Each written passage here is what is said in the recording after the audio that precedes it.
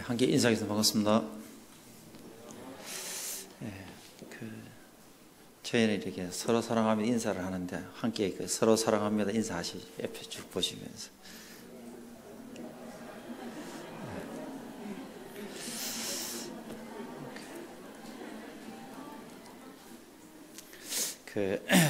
우리 주일날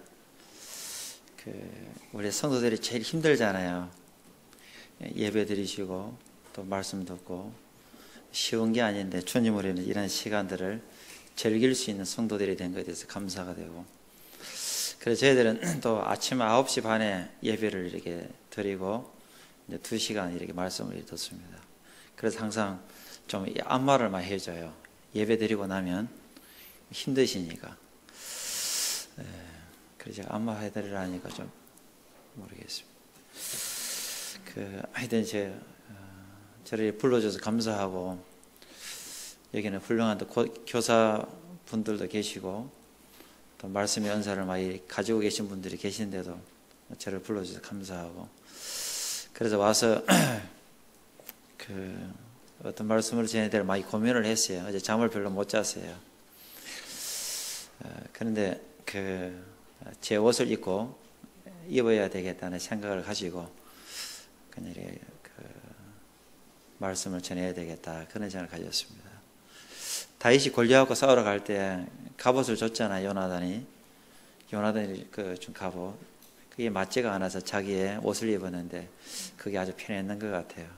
그래서 혹시 말씀 전하는데 실수가 있으시더라도 잘 받으시면 좋겠다 싶습니다. 항상 성경에는 들을 자에 대해서 말을 많이 하지요. 듣는 기, 들을 기. 그래서 듣는 사람의 자세가 굉장히 중요합니다. 전하는 사람의 자세보다 듣는 자의 자세, 성령이 많이 기록하고 있어요. 성령이 교회에 하신 말씀을 들으라 이야기하기도 하고. 왜? 듣는 자의 자세가 어떠냐에 따라서 말씀은 다양하게 들립니다. 과거에 이게 짧게 간증을 하나 드리면, 저는 매 집회 때마다 항상 주님 저에게 필요한 말씀을 달라고 기도를 해요. 사회자도 기도하시고 저도 개인적으로 그렇게 기도를 해요. 그런데 이제 어느 날 한 20년이 넘었어요. 어느 날 수요일 말씀을 전하셔서 올라가신 행정님이 1시간 동안 자기 자랑하고 내려오시는 거예요. 성경을 펴놓고 우리는 누구를 자랑해야 돼요? 주님을 자랑해야 되는 건데 행정님이 삶에 대해서 자랑을 엄청나게 많이 쏟아 놓으시고 내려오셨어요. 그러니까 제가 이 말씀을 듣는, 말씀이 아니지요. 정확하게. 그분의 말을 듣는 내내 1시간 동안 굉장히 힘들었었어요. 그런데 말씀을, 본인의 자랑하러 올라가셨던 행자님이 강단에서 딱 이렇게 내려오실 때 주님이 저에게 메시지를 줬어요. 그게 뭔지 아십니까? 강단을 위해서 기도해라, 그런 메시지를 줬어요. 그래서 행정님들은 피해갈 수 없는 게 있습니다. 서로 껄끄럽더라도 항상 피해갈 수 없는 게 뭐예요? 악수해야 되잖아요. 자매님들은 악수를 잘 안 하시니까. 그래서 참 신앙생활 할 때 형제님들이 상당히 어렵습니다. 왜냐면 예배 시간에 예배 드려야 되잖아요. 자매님들은 뭐 잘하면 돼요? 따라합시다. 아멘. 요거만 잘하면 돼요. 집에 부부싸움 하도 아멘 요거만 하면 되잖아요. 그럼 형제님들은요, 이게 말을 토해내잖아요. 그죠? 그러니까 형제님들은 많은 시험 속에 있습니다. 그래서 항상 올 때는 잘못 없을지라도 여보 미안해 하고 와서 예배를 드려야 되는 건데, 그래서 형제님들도 마찬가지예요. 서로 껄끄러우면 악수를 해야 되는데 악수를 또 안 할 수도 없잖아요. 그죠? 안 하는 순간에 뭐라고요? 서로 관계가 안 좋다고 이렇게 표시가 나는 거니까. 그런데 형제님이 딱 내려올 때 주님이 그 메시지를 주셔서 제가 정말 반갑게 악수를 했습니다. 주님이 메시지를 제게 줬어요, 안 줬어요? 주셨어요. 주님은 결코 우리를 실망시키는 분이 아니라는 걸 제가 깨닫게 되고, 그래서 항상 이 말씀을 듣기 전에 항상 저는 개인적인 기도를 합니다.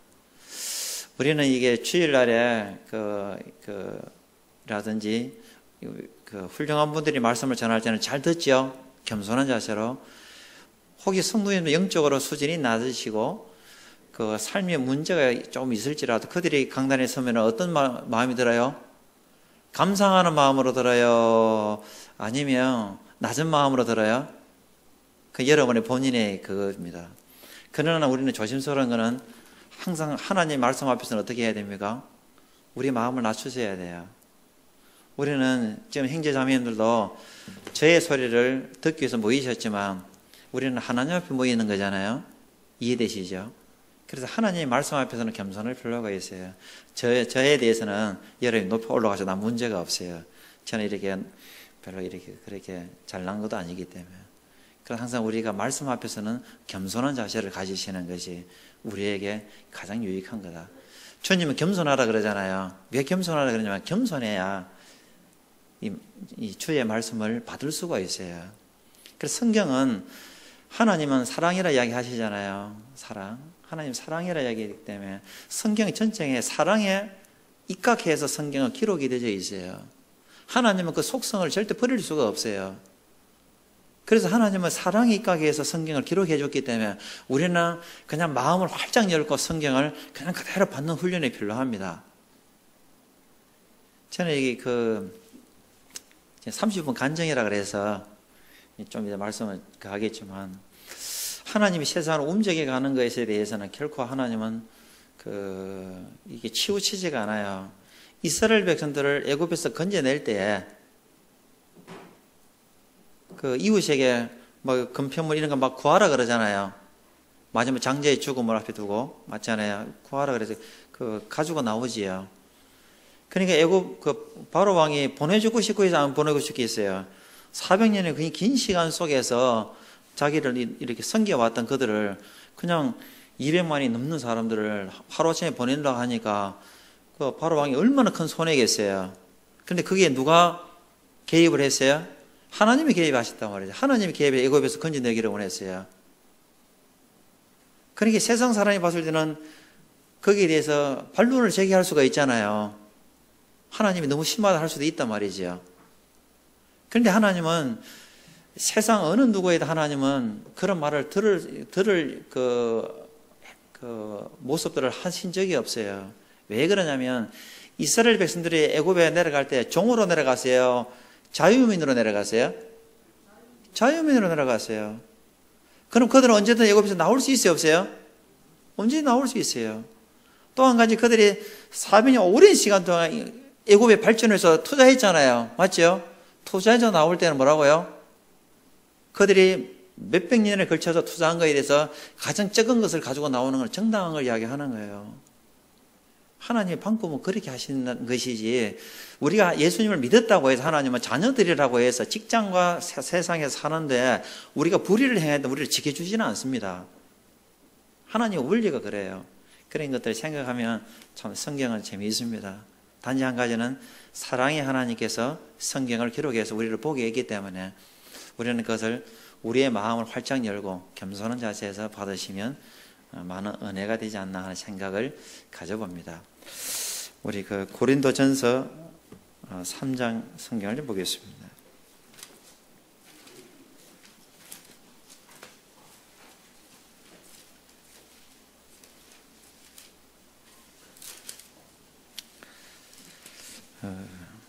고린도전서 3장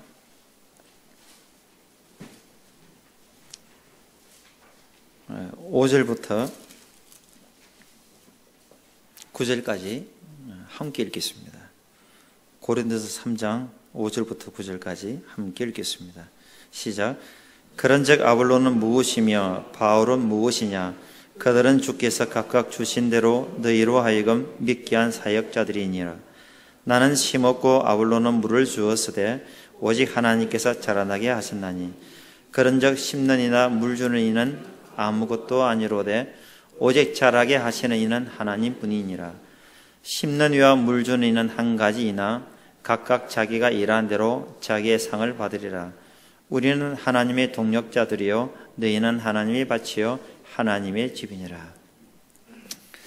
이 사역 간증을 하라고 하는데 근데 참 별로 이 간증은 우리 잘해야 되는데 잘못하면 자랑이 되고 잘해야 주님이 드러나는 건데 참 이게 쉬운 게 아닙니다. 아니고 어쩌면 말씀을 교제하는 게 때로는 쉬울 때가 많습니다.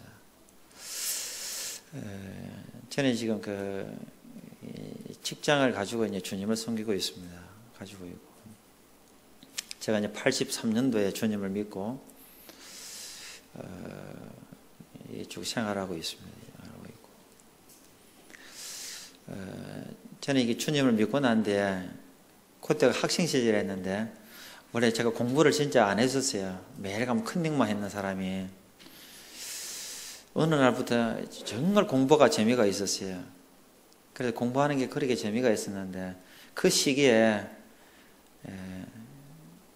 이 교회에 첫 발을 내딛게 되고, 주님을 믿게 됐어요. 그러고 나니까 뭐가 재밌겠어요? 성경이 재미있잖아요. 그러니까 이 공부를 좀 더 잘했어야 되는데 공부해야 될 시간을 성경 읽는 시간을 많이 할애를 했어요. 하루에 한 3시간씩 성경을 봤어요. 아침에 학교 가게 되면 30분 성경 보고, 점심 밥 먹고 나면 30분 성경 보고, 저녁 자유로웠을 때 되면 2시간 성경 보고. 그게 즐거웠었어요. 근데 누가 그때 좀 컨트롤을 조금만 누가 해줬으면 제가 지금보다 더 나은 모습이 되었을 건데 생각이 들기도 하고, 제가 시간 관리를 좀 그렇게 좀 못했는 부분들도 있어요. 근데 하나님은 은혜의 하나님이라서 제가 지금까지 이 자리에 있는 것에 대해서 감사한 마음이 있습니다. 그렇게 하다 성경을 참 보는 게 즐거웠었어요. 그래서 저는 항상 이렇게 성경을 다독과 정독을 항상 겸해서 하고 있습니다. 그렇게 이제 보고 되는데, 지금 이제 경주는 식구들이 그리 많지가 않습니다. 처음에 이제 2008년도에 그 경주에 이제 일꾼이 없어서 경주 교회가 많이 위기에 있었어요. 그 이제 남아 있는 분들이 이웃 다른 교회를 가야 될 건가 고민도 하기도 하고, 그래 있는 상황에 또 주님이 저희들 마음에 그 경주를 들고 기도하게 되고, 그 경주로 갔어요. 갔는데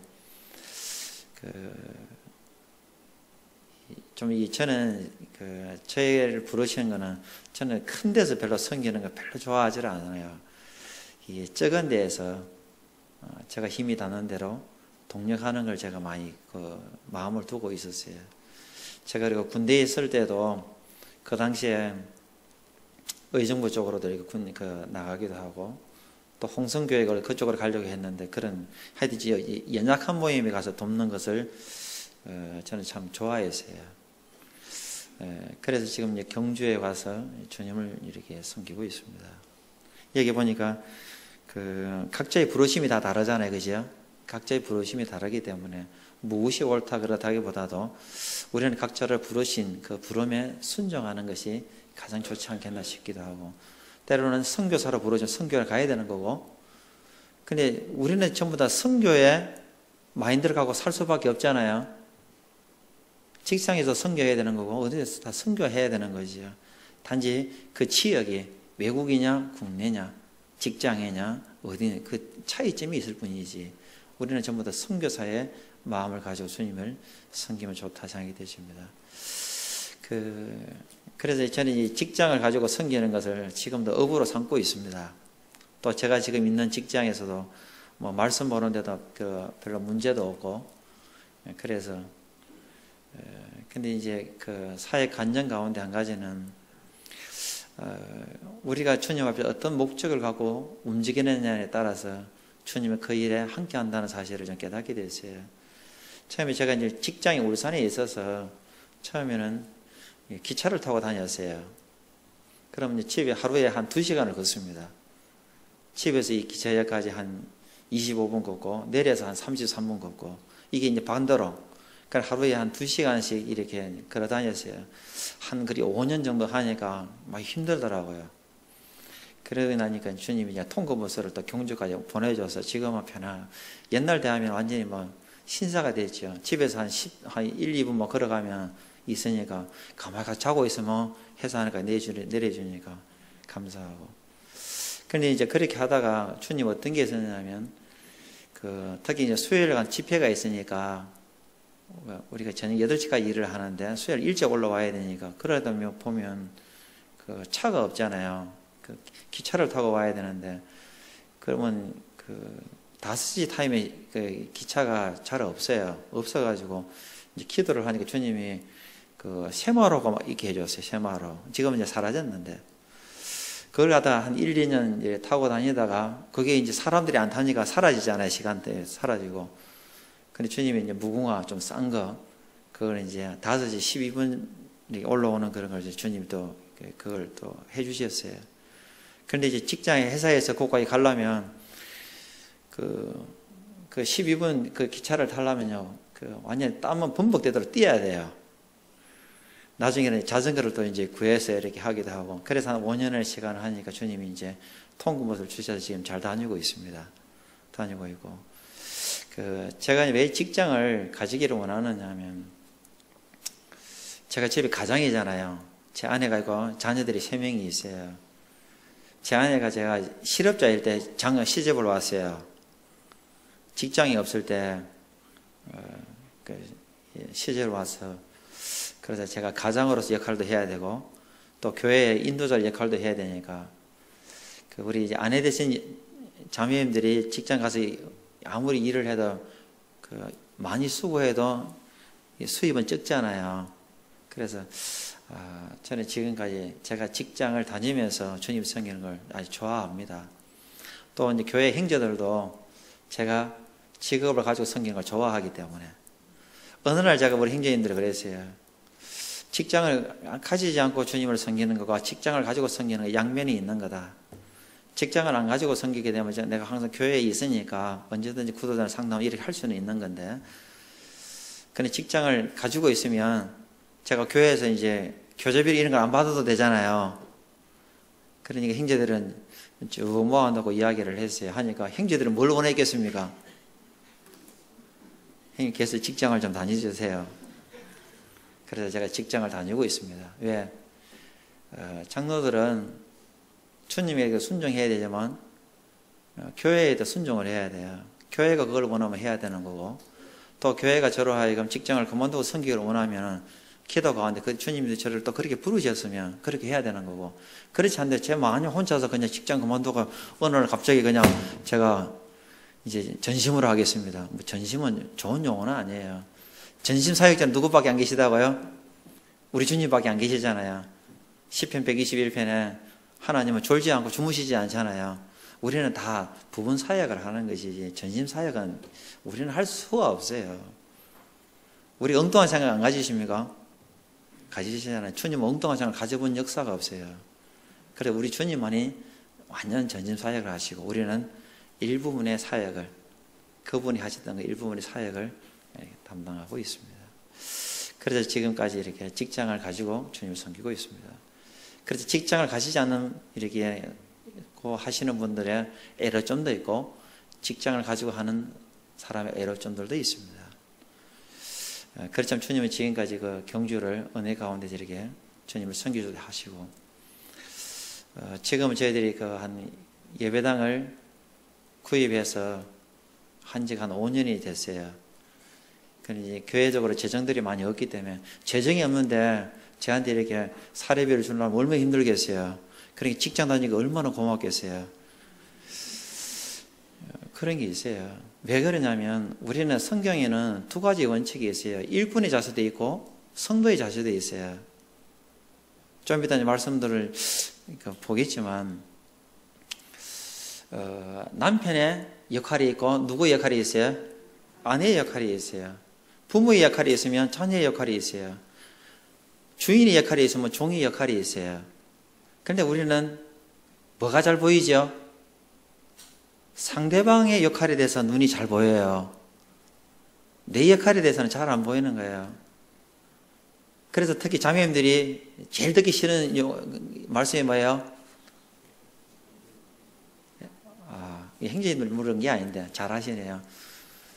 아내들아 남편들에게 순종하고 복종하라 그러잖아요. 아내들아, 이 복종이라는 용어는요, 하나님에 대해서도 쓰기도 하고 하나님에 대해서 쓰기도 하고, 아내가 남편에게도 복종이라는 용어를 써요.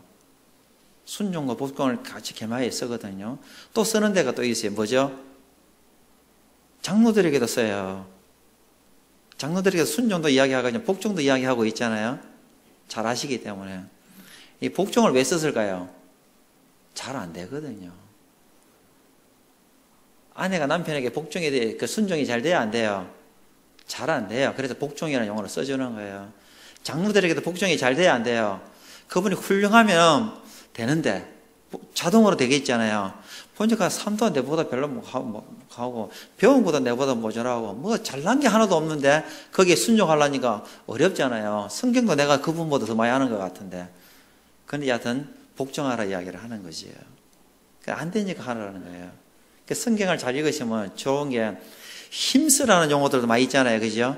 힘쓰라는 용어를 항상 보시면 우리가 잘 안 되기 때문에 사랑의 하나님께서 우리가 잘 안 되니까 안 되는 부분은 철저하게 힘쓰라는 이야기를 많이 써요. 믿음에 이게 나가는 거 베드로서 1장에 나오잖아요. 너희 더 힘써 믿음의 덕을 더게 이래 되잖아요. 앞쪽에 힘을 쓰라는 경우가 나오죠. 기도도 힘쓰라 그러고 손대접하기를 힘쓰라 그러기도 하고 안 되는 거는 힘 많이 써야 돼요.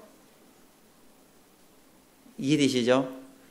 여러분 오른손잡이는 오른손을 잘 써요? 왼손을 잘 써요? 오른손을 써요. 그래서 뭐 왼손을 하려면 왼손은 많은 에너지를 투자해야만 왼손도 되지는 거죠. 이런 부분들이 있습니다. 그래서 그 경주가 그 저희 예배당을 구입할 때 그때 경주에 식구들도 별로 없는 데다가 재정적으로는 아주 최악이었어요.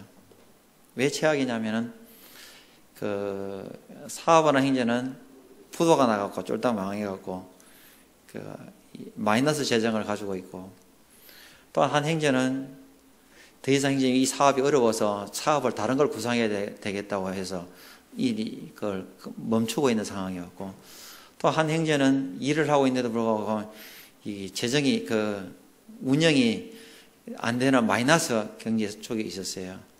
그래서 그 중에서 제가 제일 나왔죠. 직장에서 일단 월급은 주니까. 그리고 식구들도 그 당시에는 한 4, 50일이 됐었어요. 지금은 그보다 적어요. 뭐 적어도 관계는 없어요. 그래 했는데 우리가 예배당을 건축하기를 하려고 하니까 뭐 직장 때문에 이리저리 다 가지고 많이 떠나버렸어요. 그런데 그때 주님께서 예배당을 건축할 마음을 주셨어요. 그래서 저희들이 예배당을 지금 있는 예배당을 구입하고 그 1년 넘게 해서 이제 예배당을 저희들이 다시 들어가서 리모델링을 했어요. 리모델링 하는데도 돈이 없으니까 성도들 전부 다 몸으로 다 떼었어요. 그래서 우리 경주 동천로 교회 오시면 이 바닥에 미장하는 거, 그 다음에 벽지 바르는 거 외에는 우리 형제 자매들 전부 손수 다 했어요. 100%. 그래서 밑에 우리 저게 인테리어 하는 형제가 있었는데 감사한 거는 우리 그 형제가 우리 예배당 할 때는 타일밖에 바를 줄 몰랐어요. 타일도 한 3개월인가 2개월 배우고 와오고 그냥 하는 거 그거밖에 할 줄 몰라요. 그런데 이제 성도들이 자매님들도 톱조 자르기도 하기도 하고 탁하도 쏘기도 하기도 하고 그래서 저희들이 예배당을 이렇게 아름답게 해놨어요. 저희들 보기에. 항상 저희들 보기입니다. 왜 저희들이 이제 그렇게 생각했냐면 경주 시내에도 그 예배당을 구입하려고 얻으려고 가니까 저희들이 원하는 평수들이 거의 없었어요. 그래서 저희들은 뭐냐면 재정도 없는 데다가 뭐 헌금도 성도들이 뭐 있어야 자기 집도 있고 뭐가 있어야 뭐 헌금도 할 거 아니에요. 자기도 부도 나고 이런 상황에 뭐 헌금을 어떻게 하겠어요. 그래서 저희들은 그냥 우리가 월세를 줘서 건물을 빌려서 사용하는 것처럼 그런 생각을 갖고 살자. 그래서 지금은 예배당을 구입해서 지금도 저희들이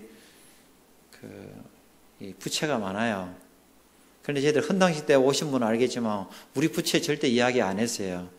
왜 이야기 안 했느냐면 어디 가면 예배당 건축하고 나면은 얼마 들어가 얼마 들이 뭐 하잖아요. 그죠? 우리는 재정 보고 하나도 안 했어요. 왜냐하면 별로 하고 싶지도 않고. 그래서 처음에는 이자가 거의 한 180일이 넘게 나갔어요. 근데 주님 은혜로 지금은 100만 원도 안 나가요. 근데 이제 밑에 세가 있으니까 세 하면 재밌는 게 한 30만 원 남아요. 무슨 이해되시죠?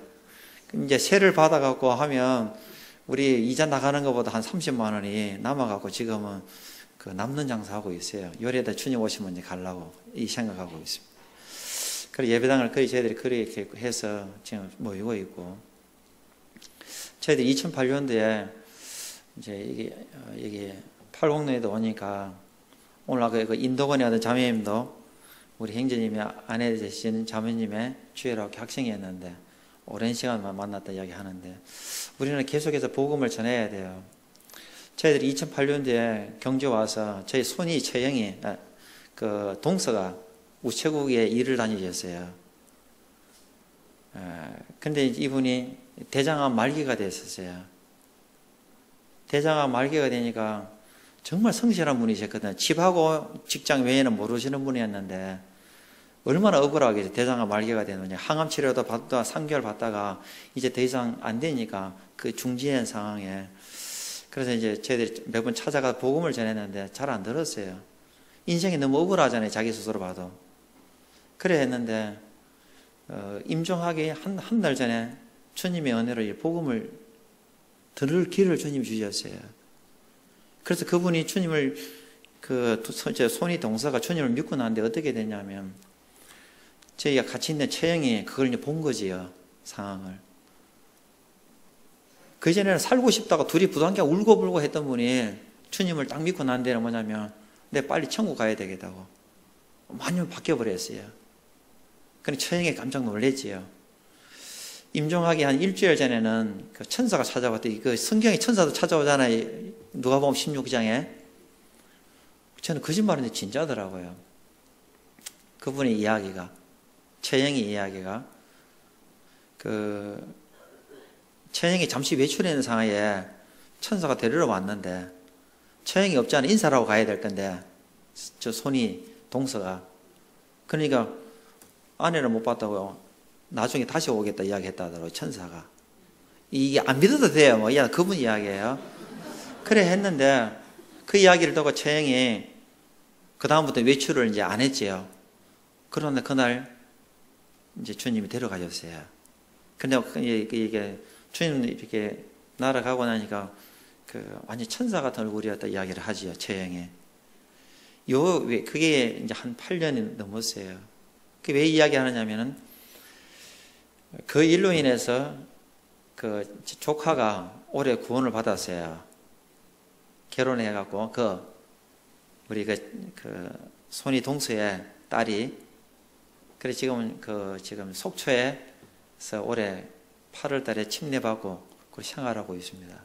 그 간증을 하는 거예요, 자기 아버지에 대한 이야기. 지금 이제 처형이 교회에 나와서 이제 일단 구원을 시인하고 있습니다.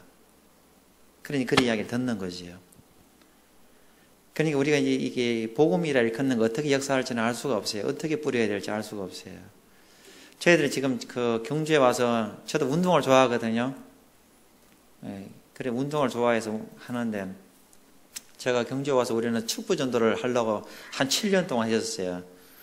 이 팔공로에 축구 전도 10명이 연결되고 2명이 지금까지 살아남았다는 이야기를 들었는데, 저희들은 한 명도 연결된 사람이 없어요. 7년 동안 했는데, 그리 하다가 지금은 이제 재작년부터 이 교파 생활 하시는 분이 있어요.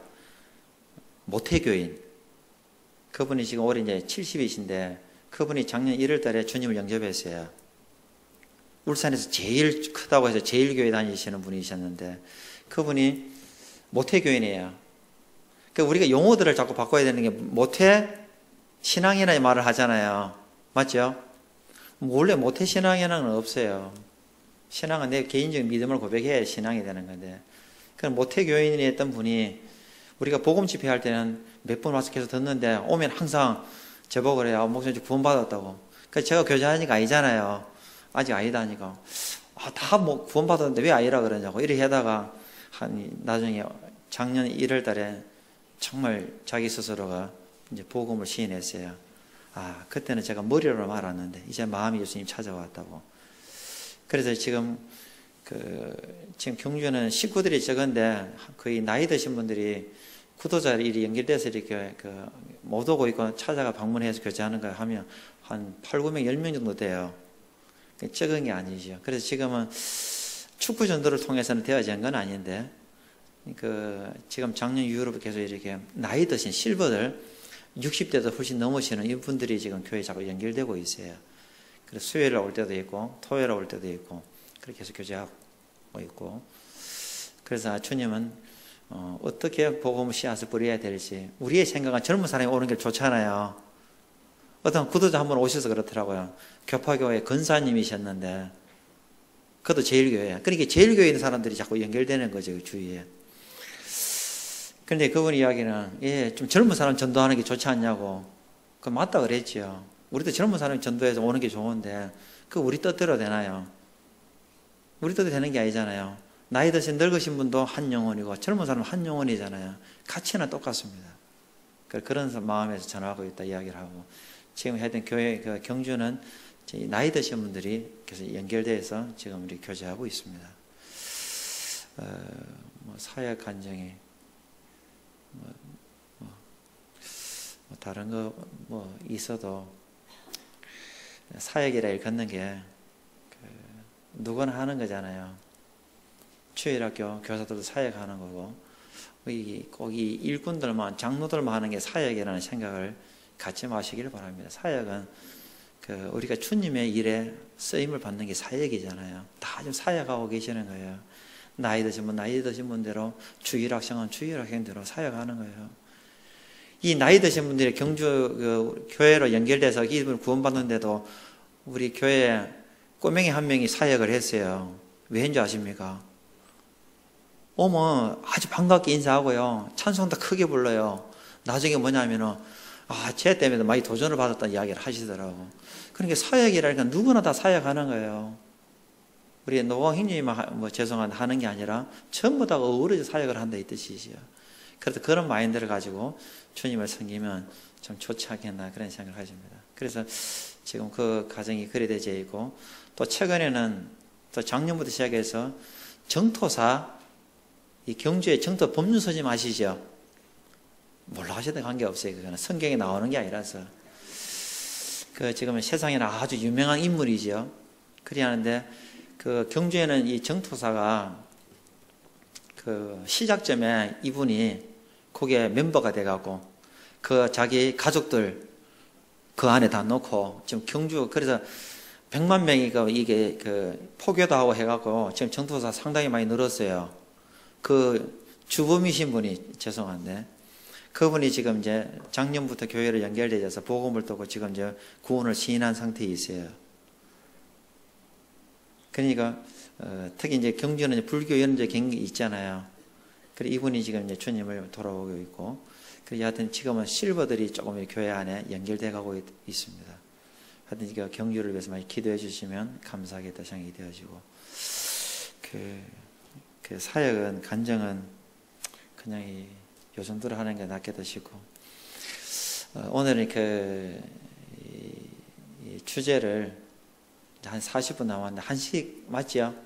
1시까지. 서로 사랑하라는 주제를 가지고 좀 말씀을 좀 더 교제하도록 그리 하겠습니다. 우리 성경을, 요한복음 성경을 보겠습니다. 요한복음 13장.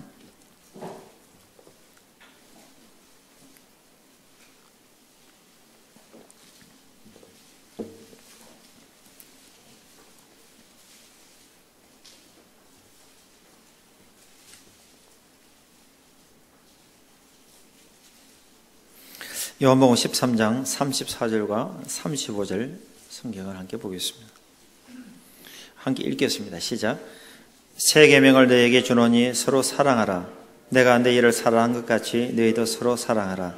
너희가 서로 사랑하면 이로써 모든 사람이 너희가 내 제자인 줄 알리라. 서로 사랑하라. 오늘 이제 그 교제를 할 건데, 형제님 서로 사랑하십니까? 사랑을 받고 싶어요? 사랑해주고 싶어요? 어떤 교회도 이렇게 가게 되면 성도들 중에는 꼭 사랑을 받고 싶은 사람이 있잖아요.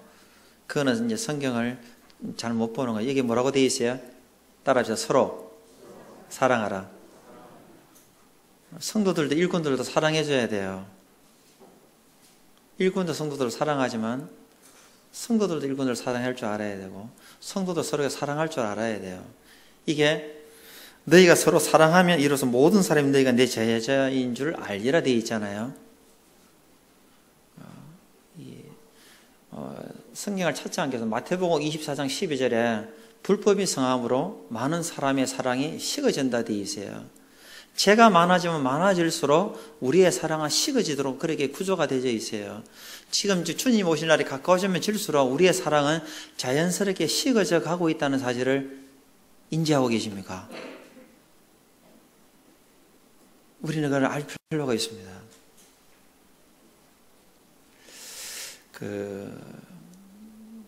지금 이제 팔공로교회는 10년, 20년 전부터 사랑이 지금 많아진 것 같아요? 적어지는 것 같아요? 본인이 생각하시기에. 지금 만약 내가 여전히 사랑이 많다고 생각하시면 잘 성장하고 계시는 거고, 그렇지 않다고 생각되면 우리의 삶을 돌이켜볼 필요가 있습니다. 그리고 또 한 가지 알아야 될 것은 뭐냐면, 형제님 사랑이 많으세요, 적으세요? 어디 사랑이 많으세요? 내가 사랑이 많다고 생각하면은 고민해 볼 필요가 있습니다. 저는 지금 이렇게 사랑이라는 이야기를 할 때 저에게는 사랑이 없다는 전제를 항상 가지고 있습니다. 우리에게는 사랑이 제한적인 사랑을 항상 갖고 있습니다. 나에게 잘해주는 사람만 나도 잘해주려고 하는 이 습성을 우리는 자연히 가지고 있습니다. 나를 시기하고 미워하고 질투하고 나에 대해서 음해하고 나쁜 이야기하는 사람을 사랑할 수 있는 그건 우리에게는 없어요. 그래서 항상 우리는 누굴 만나야 돼요? 사랑의 주님을 항상 우리가 개인적으로 만나야 하는 것입니다. 그분을 만나지 않으면 우리에겐 사랑이 없어요. 혹시 행자하면 주님을 만나지 않고 내가 사랑이 있다, 천만의 말씀입니다. 어느 날 순간에 딱 와서 어느 행자님이, 제가 존경스러운 행자님이 저에 와서 뺨을 한번 딱 때려보세요. 사랑이 싸게 트겠어요? 뭐가 싸게 트겠습니까? 주님은 오른밤을 치는 자 왼밤을 돌려달라 그랬잖아요. 겉옷을 달라니까 속옷도 주라 그랬잖아요. 속옷을 겉옷도 주라 그러잖아요.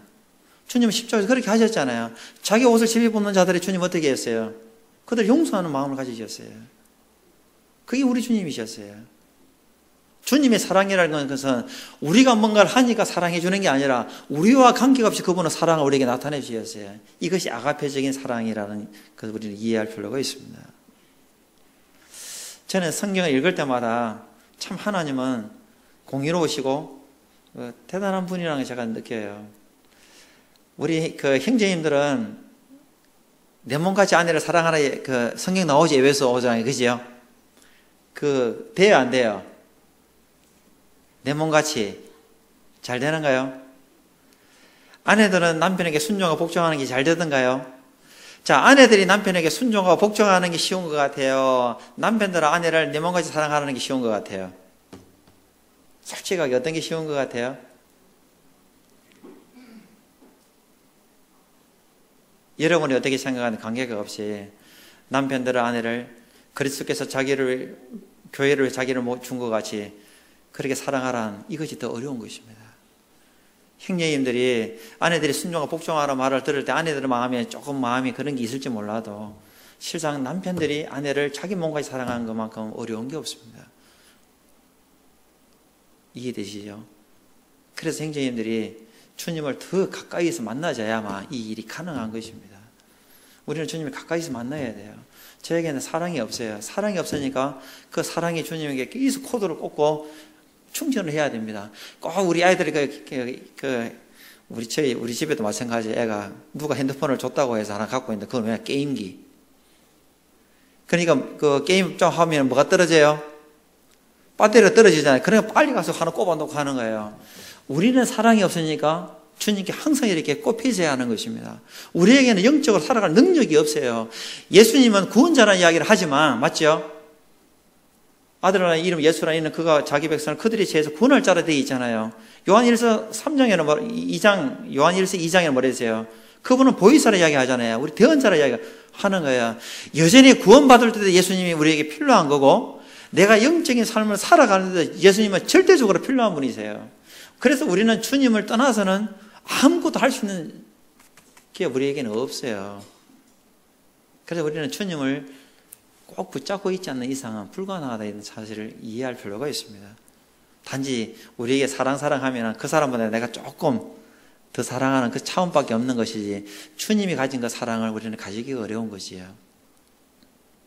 하나님이 세상을 사랑하셔서 예수님을 주셨어요. 혹시 아브라함이 창세기 22장인가 1장에 가니까 아브라함이 또 이게 이삭에게 사건 알잖아요. 모리아산에 올라가는 사건들 아시잖아요. 이삭이 묻습니다. 아버지, 나무를 번제했을 제목은 내가 지고 가고 있고 횃불은 아버지가 들고 가고 있는데 칼하고 들고 가고 있는데 뭐가 없다 그랬어요? 지금 양이 없다 이야기 했잖아요. 그때 아브라함이 뭐라 그래요? 하나님 준비한다 이야기 하지요. 그런 이야기를 해요. 그러고는 아브라함이 앞에 갔어요? 아들이 앞에 갔어요? 아들이 나무를 지고 가고 있잖아요. 그때 아브라함의 마음이 어떠했는지 아십니까? 칼을 들고 가고 있는 아브라함의 그 마음은 어떠했겠어요? 자기 아들을 이제 죽여야 되잖아요. 맞잖아요. 그건 연극이 아니에요. 우리는 대가오니까 순장의 나무에 그 잘못이 해서 하지만 아브라함은 정말 이삭을 잡으려고 가는 거예요. 그때 자기 이 아들이 짐을 걸어가지고 이 아브라함이 어떤 마음이 들었겠어요?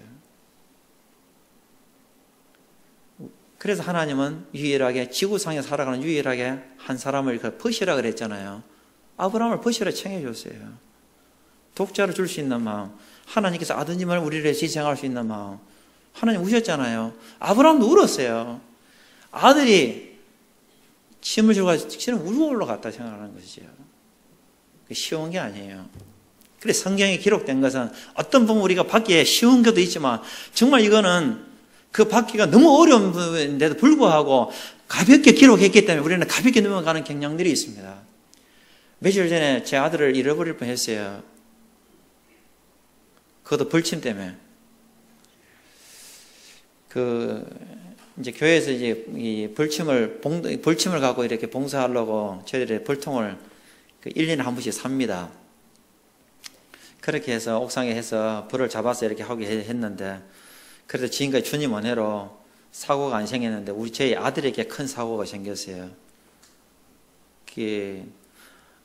제 아들이, 제가 이제 직장 가 있는데, 제가 출근하고 있는데, 무릎이 좀 아프다고 해서 굳이 제 아내 보고 벌침을 놔달라 그랬어요. 벌침도 안 맞는 애가 굳이 놔달라 그래가지고 무릎에 이 침을 빼서 놨는데 한 5분 이게 막 올라와오고 막 그래서 한 5분 10분 전에 쇼크사가 왔어요. 그래서 가장 가까운 병원으로, 경주에는 이름 난 병원들이 없어요. 전부 다 지역적으로. 그러니까 갔는데 아마 조금만 늦었으면 죽었을 거예요. 의식이 사라져 버렸어요. 그래서 그 간호사가 응급실에 빨리 대처를 해서 됐는데도 2시간 넘게 뒤에 얘가 깨어났어요. 그러니까 간호사들도 말하면 말벌에 쏘인 것 같은 정세를 일으켰다 이거지요. 그래서 지금 이제 그러고 난 뒤에 우리 아들이 깨어나고 난 뒤에 새 사람이 됐어요. 새 사람이 됐어요. 그래서 MRI를 찍고 막 의식이 없어갖고, 제가 그래서 출근을 해서 다시금 기차를 불이 나게 타고 올라왔는데 제 마음이 어떻게 했겠어요? 그래서 아브라함의 마음을, 아브라함이 독자 이삭을 번제 가지고 가는 걸 제가 마음을 조금 이해를 했어요. 그 전에 그걸 몰랐었어요. 하나님만이 그걸 아시고 아브라함이 하나님 마음을 이해를 한 것이에요. 우리는 성경에 대해서 때로는 안다고 하는 것이, 때로는 그 글자만 아는 것이지 그 심중은 전혀 모르고 넘어갈 때가 더러더러 많이 있어요. 그래서 이것을 우리의 마음에서부터 이해할 필요가 있는 것이죠. 그래서 제 아들이 가서 이게 했는데 일단 살아나고, 그러게 얘는 이제 새 사람이 되었어요. 밥도 엄청 잘 안 먹거든요. 그런데 벌침 맞고 난 뒤에는, 깨어나고 난 뒤에는 눈만 뜨면 제 집사람 보고 엄마 밥 줘, 밥 줘. 그래서 지금 살이 붓고 있어요. 그 주님이 도와야 새 사람이 되지 혼자는 안 되는 거예요. 그러니까 일어나면 밥 달라고 그러고, 아침에 일어나면 밥 안 먹거든요. 아무리 차려줘도. 자기 전에도 이제 너무 많이 먹어요. 그래도 뭐 관계없어요. 그래서 항상 너는 죽었다가 살아난 아들이다, 이 생각을 제가 갖는 거죠. 그래서 주님이 다시금 덤으로 예아를 또 이렇게 살려주셨어요.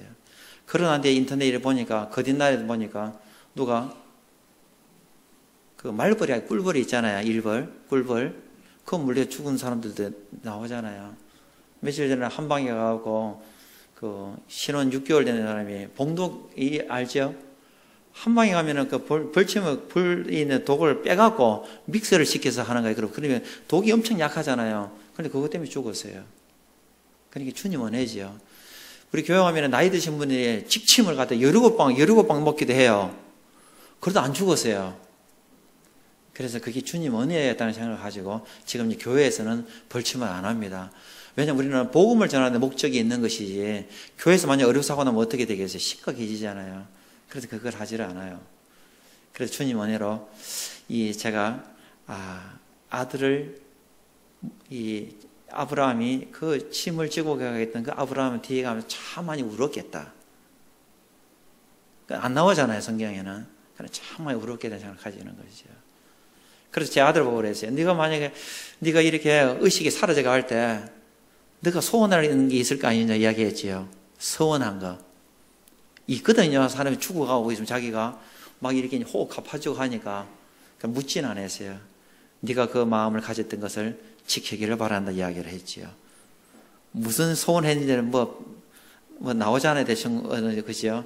그렇게 아이들이 살아가기를 바라는 마음을 가지고 있는 거지요.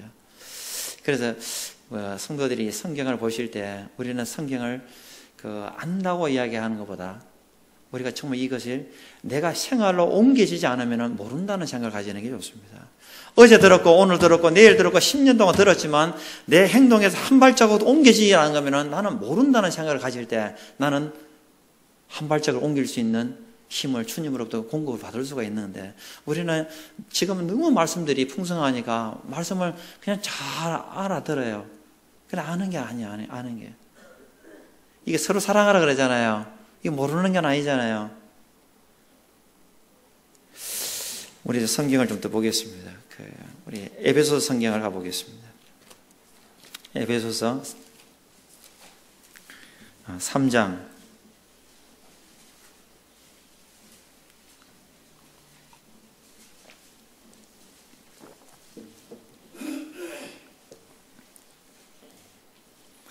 17절부터 19절까지 신약성경 312페이지 되겠습니다. 에베소 3장 17절부터 19절까지 함께 읽겠습니다. 시작. 믿음으로 말미암아 그리스도께서 너희 마음에 계시게 하시옵고 너희가 사랑 가운데서 뿌리가 박히고 터가 굳어져서 능히 모든 성도와 함께 지식이 넘치는 그리스도 사랑을 알고 그 넓이와 길이와 높이와 깊이가 어떠함을 깨달아 하나님의 모든 충만하신 것으로 너에게 충만하게 하시기를 구하노라. 바울이 기도하고 있습니다. 에베소 교회를 향해서. 능히 모든 성도와 함께 지식이 있는 그리스도 사랑을 알아라 그러죠. 뭐라고 되어 있어요? 그 넓이와 길이와 높이와 깊이가 어떠함을 깨달아. 이 깨달아야 되는 거예요. 하나님의 사랑은 입체적인 구조를 갖고 있어요. 만질 수 있도록 되어 있다 이 뜻이에요. 우리는 사랑은 만져지지가 않아요. 자, 청춘남녀가 이게 포옹하는 게 사랑입니까? 키스하는 게 사랑이에요? 선물 주는 게 사랑이에요? 그게 사랑이라 이야기하지는 않습니다. 사랑하니까 일어나는 현상들을 이야기하고 있는 것이지 사랑은 추상적인 거예요. 그런데 이게 하나님의 사랑은 입체적인 걸 가지고 있습니다. 맞죠? 그래서 우리는 그 사랑을 우리 마음으로 그 하나님이 세상을 사랑하는 사랑을 우리는 머리로 추상적인 개념을 갖고 있는 것을 우리는 만지는 거예요. 그분이 십자가를 통해 만지셔서 우리 마음이 새겨진 거잖아요. 그런 것처럼 이 사랑이라 하는 것은 주님의 사랑은 우리가 만지고 볼 수 있도록 그렇게 만들어져 있어요. 이게 주님이 떠나가시기 전에 서로 사랑하라고 한 것은 그런 사랑을 이야기하는 것이에요. 이제 성경을 찾지를 않겠으면 요한계시록 가니까 7교회, 에베소 교회가 첫 번째 등장하잖아요. 물론 에베소 교회가 순서적으로 가면은 갈라디아를 지나서 이렇게 쭉 이렇게 순서가 이렇게 되어 있지만 왜 에베소 교회를 먼저 기록해 놨겠어요? 우리가 성경에 나와 있는 교회를 보면 차라리 데살로니가 교회를 기록하는 게 더 좋지 않겠어요?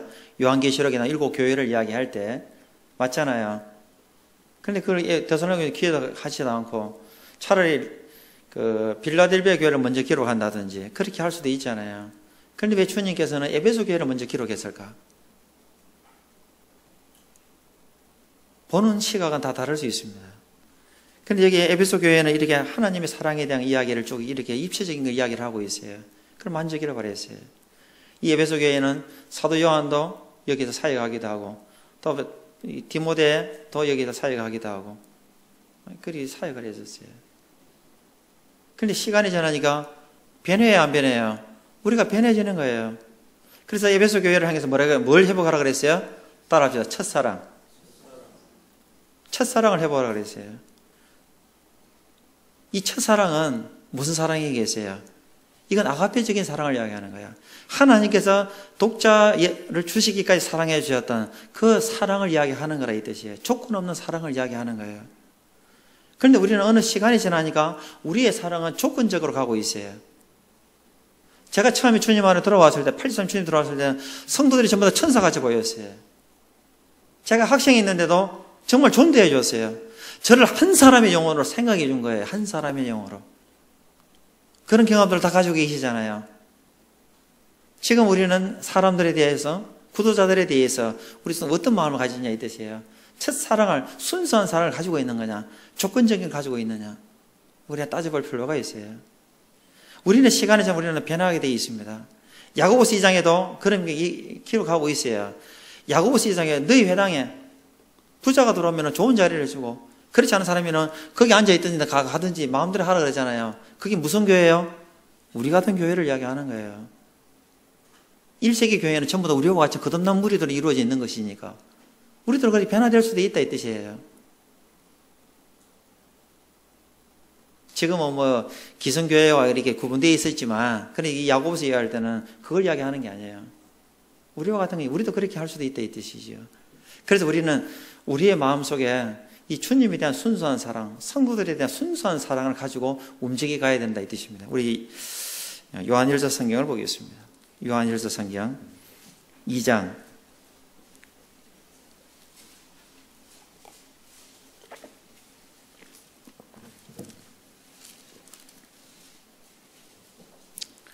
7절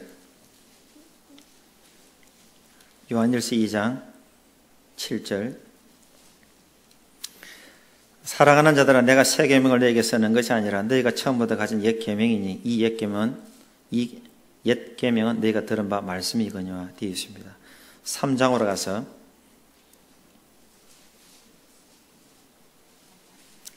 요한일서 3장 18절만 읽겠습니다. 잘 아시는 건데 읽겠습니다. 시작. 자녀들아 우리가 말과 혀로만 사랑하지 말고 행함과 진실함으로 하자. 왜 사도 요한은 말과 혀로만 사랑하지 말고 오직 행함과 진실함으로 사랑하자 이야기했었겠어요? 어느 시간이 지나면 그들이 말로만 사랑하는 거예요. 내가 조금 더 손해볼 생각도 없고 내가 그를 위해 또 수고할 마음도 없는 거지요. 고린도서 13장에는 사랑에 대해서 15가지를 이야기하고 있습니다.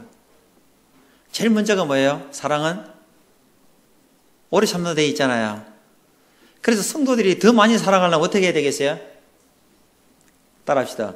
더 오래 참으면 된다. 오래 참는 거 참고 기다려주는 거죠. 오래 참고 기다려주는 거예요. 뒤에 사랑은 오래 참고 온유하다 되어 있잖아요. 온유를 뭐 친절로도 쓰잖아요. 성도들이 서로 만날 때 친절하십니까? 그를 위해서 내가 좋은 자리를 먼저 배려해주고 기다려주고 내가 먼저 구원받은 관계가 없이 먼저 그를 챙겨주고 그게 사랑이에요. 오늘 예배당에 오니까 우리 행주님이 막 밀대 떠고 하시는데 참 보기가 아름다웠습니다. 어느 교회 가니까 나이 연로하신 장로 행주님이 청소기 들고 청소를 막 하고 있으니까 젊은 형제들이 다리를 벌쩍 들어서 청소하라고 그런 이야기도 하시는데 이게 80는 안 그러리라 생각합니다. 그 이야기를 할 때 제가 그 말을 딱 들을 때 지금 그분이 이제 70 중반이 넘었어요. 저희 그 사회교수 그 장로 수양에 가니까 같은 방을 썼는데 형제님이 그때 한 70 됐을 거예요. 청소를 하고 이제 젊은 형제들이 다리에 떡 들어서 청소하라고. 그게 잘 배우는 게 아니에요. 그 사랑은 무리에 행하지 않잖아요. 사랑은 절대 무리에 행하는 게 아니에요. 자기 유익을 구하는 게 아니지요. 주님은 세상을 떠나길 때 자기 사람들을 사랑하시던 뭐라고 되어 있어요? 따라합시다. 끝까지. 끝까지 사랑했어요. 여러분 끝까지 사랑할 수 있겠어요? 그건 어렵습니다. 지금 그 요한복음 13장부터 17장에 기록된 것은 그날 밤에 이루어진 거예요. 주님이 잡히시기엔 밤에 이루어지는 거예요. 지금 주님은 몇 시간 뒤에 자기가 끌려가서 피스투생가 되도록 하는, 그 다음에 십자가에 달린 이 죽음을 6시간 앞에 두고 있는 긴박한 상황 속에 있는 거예요. 그런데도 자기 사람을 끝까지 사랑할 주님은 뭐 하셨어요? 대도서 제자들의 발을 씻겨주셨어요. 제자들 중에 한 명도 주님의 발을 씻겨준다는 게 성경에 없잖아요. 베드로는 뭐랬어요? 자기한테 오니까 주님 절대로 못 씻긴다 하지요. 그럴 것 같으면 미리 자기가 제일 첫째 제자가 발 씻길 때 먼저 가서 자기가 했었어야죠. 우리는 그게 없는 거예요. 사랑이라 일 걷는 것은 우리는 입체적으로 움직이지 않으면 안 돼요. 서로 사랑하면. 우리도 경주에는 항상 오면 항상 사랑하면 인사를 합니다. 수요일이라는 중에 하잖아요. 그 사랑을 왜 하느냐? 그런 이야기를 쓰는 이유가 그러면 없는 사랑이라 좀 더 생길까 봐. 그런 마음을 가지는 것이죠. 사랑이 없는 게 아니고. 그런데 우리는 정말 더 사랑해, 더 뜨겁게 사랑하기 위해서 기도해야 하는 것입니다.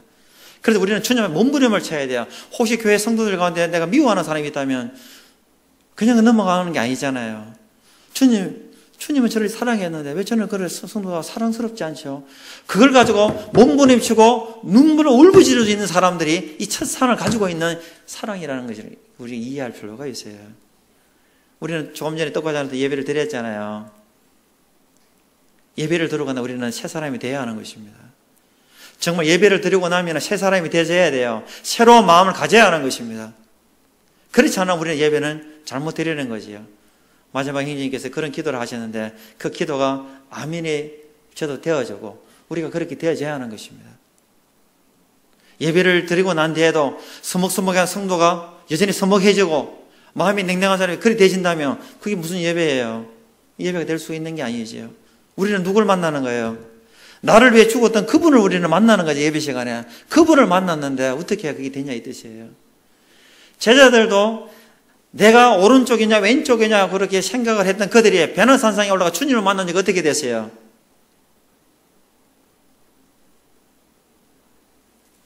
주여 우리가 여기 있는 것이 좋사오니 우리가 초막새설제 주를 위하여 모세를 엘리야여 자기들은 어디에요?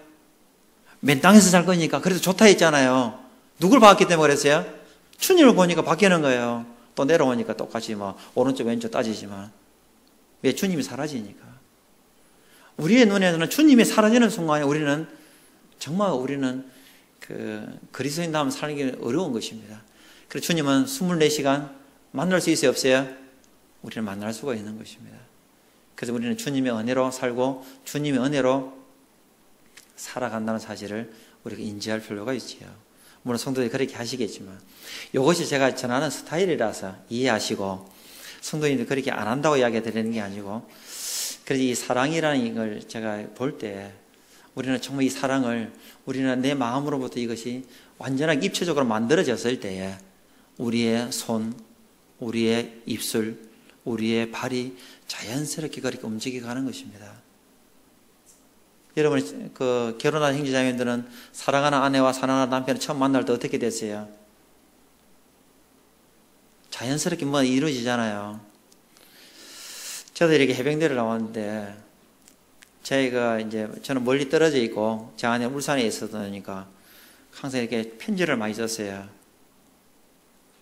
그래, 편지를 했는데, 이 간보가 돼갖고, 그 편지를 읽는데도 굉장히 기쁘더라고, 그게. 사람들 보면 다른 사람 보면 뭐라 해? 쪽팔리는, 죄송한데. 그렇지 않겠어요? 그것도 군인이, 그것도, 그렇지 않아요. 사랑에는 그렇지 않아요. 사랑에는 뭐든지 다 포용할 수 있는 힘을 가지고 있어요. 맞죠? 주님 우리를 사랑할 때 우리를 있는 모습 이대로를 포용해 주셨잖아요. 우리는 복음서를 읽을 때마다 주님의 사랑을 봐야 되는 것이에요. 주님 문둥병자 환자에도 문둥병자 그 환부에도 주님 손을 얹으셨잖아요. 이해되세요? 그게 쉽겠어요, 어렵겠어요?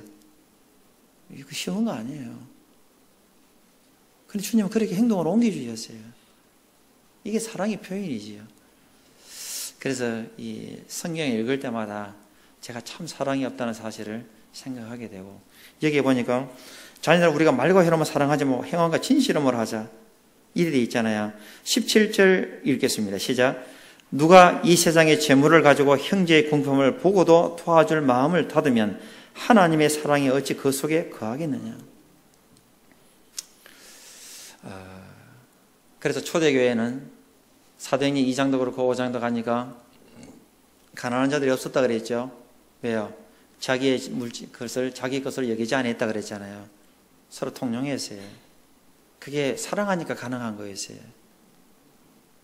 우리는 혹시 우리 가운데 소외된 분들이 있을 수 있어요. 식구들이 많으면 많을수록 소외되는 분들이 덜어 있을 수가 있어요.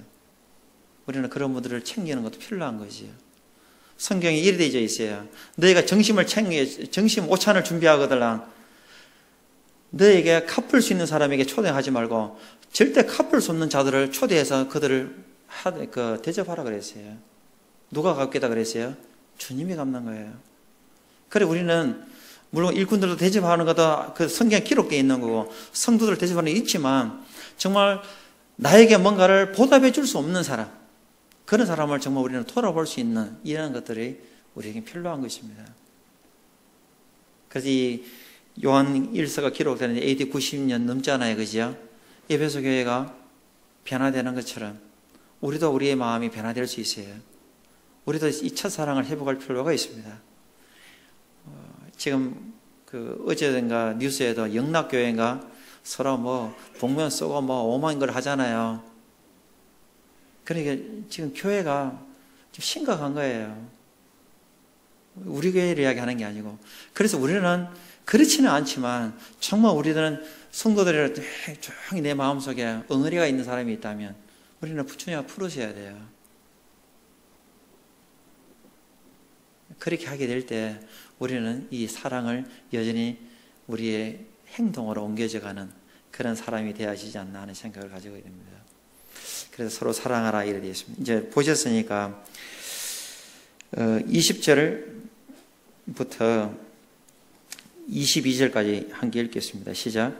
이는 우리 마음이 혹 우리를 책망할 일이 있어도 하나님은 우리 마음보다 크시고 모든 것을 아시기 때문이라. 사랑하는 자들아, 만일 우리 마음이 우리를 책망할 것이 없으면 하나님 앞에서 담대함을 얻고 무엇이든지 구하는 바를 그에게서 받나니 이는 우리가 그의 계명을 지키고 그 앞에서 기뻐하신 것을 행함이니라. 이 성도가 성도를 사랑하고 내 마음이 정말 꺼리낌이 없는 사람은 늘 하나님 담대함을 가질 수밖에 없어요. 끄끄럽지 않거든요.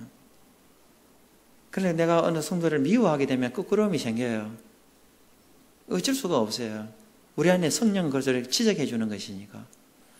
그래서 우리 마음이 정말 주님을 사랑하면 사랑할수록 성도들이 아름답게 보입니다. 우리 5장 가기 전에 20절, 4장 20절, 21절을 읽겠습니다. 4장 20절, 21절 시작. 누구든지 하나님을 사랑하노라 하고 그 형제를 미워하면 이는 거짓말하는 자니 보는 바 그 형제를 사랑하지 않는 자는 보지 못하는 바 하나님을 사랑할 수 없다. 우리가 이 계명을 주께 받았나니 하나님을 사랑하는 자는 또한 그 형제를 사랑할지니라.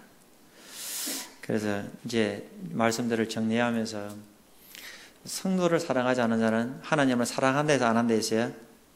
안 한다. 이게 제 이야기가 아니에요. 제 이야기가 아니에요. 여기에 성도들 가운데 주님을 미워하는 사람이 있어요? 아무도 없다고 생각합니다. 주님을 사랑하시죠? 모두가 다 주님을 사랑한다는 생각을 많이 가집니다. 그래서 찬양을 드려도 마음에 울적하고 예배 때도 마음에 감동이 되지고 하나님이 사랑을 생각할 때 우리 마음을 여리게 만들고 우리 눈치를 적시게 만들잖아요. 근데 성도를 사랑하지 않는 자는 하나님을 사랑하지 않는다 했다면 혹시 내 마음에 성도에 대해서 미운 마음이나 이런 게 있다면 주님 앞에 정직하게 저는 주님을 사랑한다고 생각했는데 주님을 사랑하지 않는다고 이야기하니까 주님 저도 주님을 사랑하게 해주세요. 보이는 행전님을 보이는 자매님을 마음에서부터 용서하고 받아들이고 사랑할 수 있도록 도와주십시오. 이런 기도들이 필요한 거지요. 그래서 이 마지막 때는 정말 사랑이 절실하다고 생각이 되어집니다. 성도들이 정말 여기에 사랑으로 뭉쳐져 있을 때 세상 사람들은 저 교회는 달라. 정말 저 교회는 예수님이 살아계시는 것 같아. 하나님의 사랑은 다 알고 있잖아요. 저 교회는 그래 사랑하는 것 같아. 정리해서 마지막에 베드로후서 1장에 형제 위에 사랑을 공급하라 그러잖아요. 형제 위에 사랑을 공급하라. 이러한 것이 너에게 있어서 흡족한 자 우리 주 예수 그리스도를 알게 하여 어리지 않는다 이렇게 되어 있어요. 실족하지 않는다 이야기 되어 있어요. 형제 우애가 관계적인 사랑을 이야기한다면 그 위에 사랑을 공급하라. 이건 아가페적인 사랑, 하나님의 사랑을 공급하라 이 뜻이에요. 데살로니가 전후서를 읽어도 데살로니가 교회가 사랑이 많았잖아요. 근데 그들에는 너희가 하나님의 사랑에까지 이르기를 원한다 이야기하고 있고 그리스도의 인내에까지 이르기를 원한다는 그런 용어를 써요. 너희들이 정말 사랑이 풍성하고 너희들이 그 사랑에 이웃 교회가 연결되어 가고 있는데 그러나 너희들이 정말 하나님의 사랑, 독자를 줄 수 있는 그 사랑까지 이르기를 원한다는 이 용어를 쓰고 있어요. 그래서 우리는 이 사랑을 계속 우리 마음속에 새기고 그래서 나로 통해서 주님의 참 사랑이 주위에 있는 구도자들에게 또 성도들에게 근데 이런 이야기하니까 참 재미있는 게 있어요. 성도들이 교회에서 하고 직장에서 직장 사회, 가정에서 우리는 어느 곳에서 나의 약점이 많이 드러나요? 가정에서 제일 많이 드러나지요. 가정에서 제일 많이 드러난다는 것은 뭘 의미하겠어요? 사랑이 필요하다는 거 이야기하는 거예요. 가정에서. 허물이 있으니까 사랑이 필요한 거지요. 잘하는데 무슨 사랑이 필요해요? 맞잖아요. 우리가 하나님과 원수됐으니까 하나님은 우리가 사랑을 나타내니 우리가 하나님 잘하는데 무슨 사랑이 가겠어요? 그래서 가정이라 일컫는 것은 정말 가정을 주신 것은 대단한 것입니다. 저도 제 자녀를 제 아내를 통해서 사랑을 배우는 것입니다. 아내가 미워질 때도 있겠어요 없겠어요? 있는 거예요. 아내도 제가 미워질 때가 없겠어요. 그 요즘에는 주님 앞에 조금 배워서 아내가 지금 미워지는 거 아니고 만약 우리 그런 마음이 있을 때는 정직하게 주님 저에게 사랑을 달라고 주님에게 엎드려야 돼요. 눈물의 기도들이 필요한 거예요. 그래서 가정은 정말 하나님의 사랑을 최고로 실천할 수 있는 가장 좋은 곳이 여러분의 가정입니다. 자녀들은 부모를 통해서 그 사랑을 배우는 거고 하나님의 사랑을 또 부모도 자녀가 그 말 안 들고 쏙 썩이는 그 아이들을 통해서 하나님의 사랑을 우리는 배워야 하는 것입니다. 그래서 제 아내도 그런 이야기를 할 때가 있어요. 아이들에게 너도 시집가면 너와 같은 똑같은 아이를 낳아라 그런 이야기 해야 안 해요? 그런 이야기 한다는 의미는 잘 살고 있는 거예요? 못 살고 있는 거예요? 잘 못 살고 있는 걸 이야기하는 거죠. 우리는 그걸 통해서 하나님은 나를 어떻게 해서 사랑할 수 있을까?